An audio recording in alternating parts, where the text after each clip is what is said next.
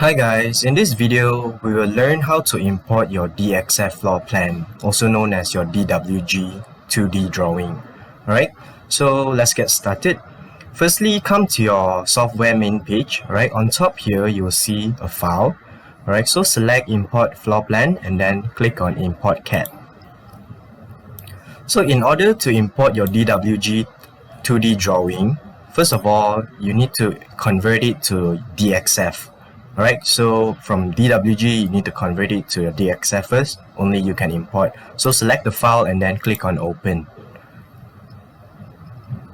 As you can see, once you open, this is your DWG drawing layout. Alright, so when you go into your 3D, your wall is automatically built. Alright, and if you look at the bottom, you will see your DWG AutoCAD drawing. Alright, so for your information, so these are the steps that you need to follow. Alright, so make sure when you import your floor plan, alright, so your walls must be all connected to one another. So do not include any doors or any windows. Alright, and then also your wall size must be all the same.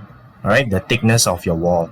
Alright, so as you can see, the steps are all written here, so make sure you follow the steps. Alright, so like I said, no windows, no doors, no furnitures, closed wall lines, and also your thickness must be the same. Alright, and then your floor plan unit must be in millimeters, Alright, and also make sure your drawing is at the origin lah. Alright, and then before you import, turn off your dynamic input. Alright, just click on F12 and then you can just follow the steps accordingly. Alright, so in order to successfully import your DXF floor plan. Right, so once you follow the steps, you may be able to import. Happy trying, guys.